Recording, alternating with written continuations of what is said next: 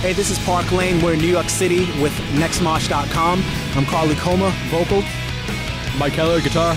I'm Grayson Hurd and I play guitar. The name, Park Lane, everybody always asks, what's the meaning behind this name? And we always laugh to ourselves because we don't really know what to say. There's no real meaning. When me and Grayson started the band, in January 2007, it was just about writing music, and the band thing wasn't as serious as it is now, obviously. And basically we just wanted to write cool songs. Weren't really too worried much about the name. And then, shows kind of came out, and, people were like, well, you need a name. So I actually lived on the street named Park Lane, and my dad's like, why don't you just call yourself Park Lane? And we're like, okay, all right, whatever, And, at first we were kind of iffy about the name, but, my dad's basically, his philosophy on the name was that, bands, your band name is only as cool as your music and your band. The Beatles, Rolling Stones, like what the hell's a Rolling Stone? Metallica, what's Metallica? But, the bands are so amazing that their name becomes, their identity and who they are, and people love those names, and, so Park Lane is who we are, and it's here to stay. Yeah. And then in terms of meeting the other guys, we met Cameron, our drummer, back in 2008. I want to say like June 2008. Yeah. Met him through our old bassist, and then when we were looking for another bassist, we found Clayton. Cameron actually found Clayton. It's like a sequential line on Craigslist.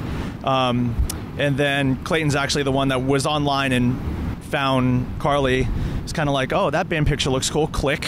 It's like, oh, this guy should sing for us. So, which is interesting because Carley's from Candiria, and he's also in a band called Hope Kills Fear, and we didn't know who Carley was, and people were always like, oh, did you search him out because of who he is and stuff? And I was like, man, I don't even know that guy. Nope. I've never heard of Candiria. Obviously now I know who they are, and great music, a great band, and obviously we're just very fortunate to have him a part of the band, and so here's Carley's experience on finding us or talking to us.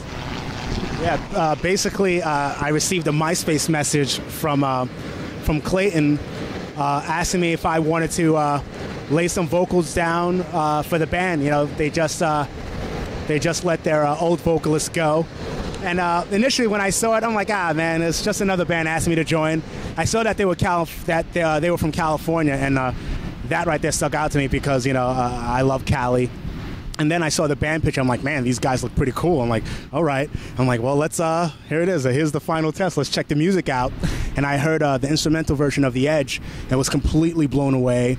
And I was happy because I'm like, wow, this sounds great, but disappointed. I'm like, man, it's going to be hard to say no to this. You know what I mean? So I sent Clayton an email letting him know that I got to stuff, and then I was going to start, writing some lyrics and some melodies down, to the song. We spoke on the phone. He explained to me what the band was looking to do. They liked the fact that my lyrics are positive and that they're pretty much going in that same direction. And I told him, I can't promise anything. All I can say is that you guys are awesome. I think you guys are going to do great with or without me.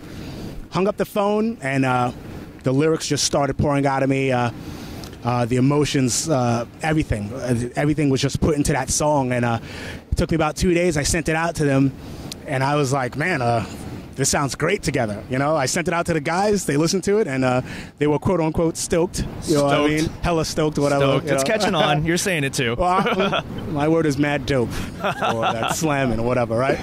But yeah, man, and I just kept on sending them about one song a week. And every song that I just kept on sending to them, I started falling more and more in love with the music, more and more in love with the band. And after the 8th song, they flew me out there. Instantly, we clicked. The personalities gelled well together. And once we started rehearsing, it just felt like we were doing it for like years. And I left after a couple of phone conversations, some persuasion, because I was still having some issues. I'm like, I don't know if I should do this or not. But finally, I said, let's do it, and I'm glad I did.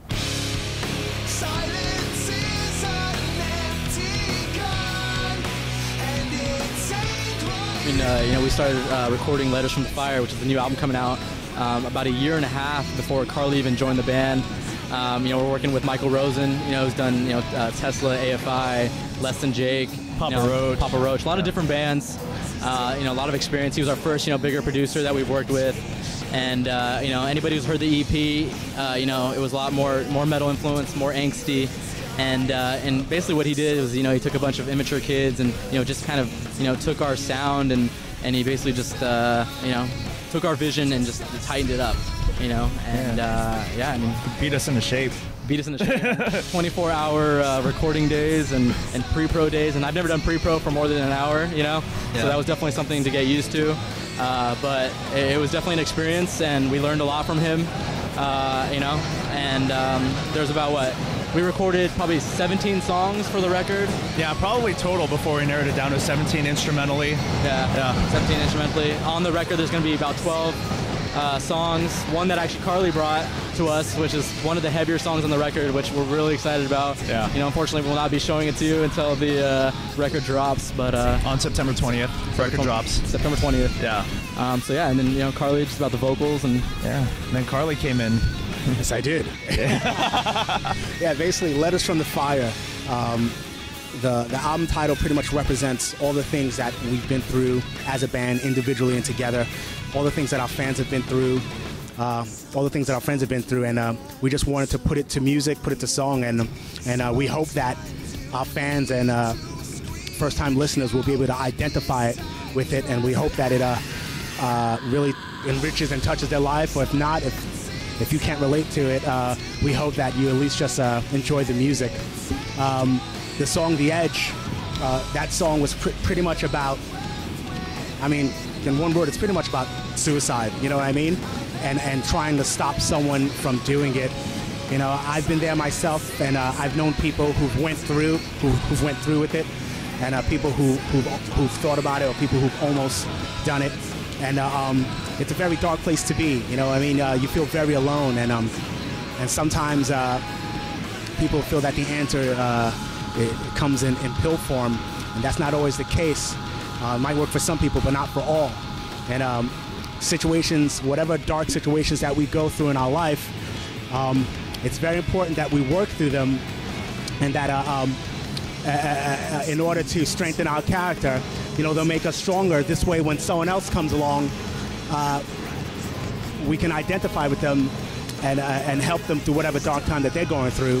And to me, that's what The Edge does. I'm speaking from a personal point of view, and the song really, really means a lot to me, really means a lot to the band, and I think the lyrics and melody are perfect for the music.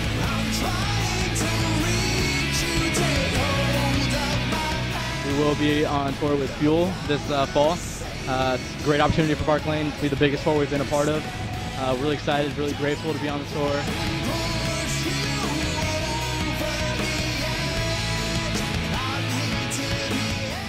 Our single is on iTunes, The Edge. Check it out, rate it, comment it, and help us eat on tour by picking it up. For sure. Find us on MySpace and our official website is parklaneband.com or facebook.com/PL10. You can get all the information there, tours, contact info, etc. Yeah, so Letters from the Fire, September 20th. Get it. Get it. I'm trying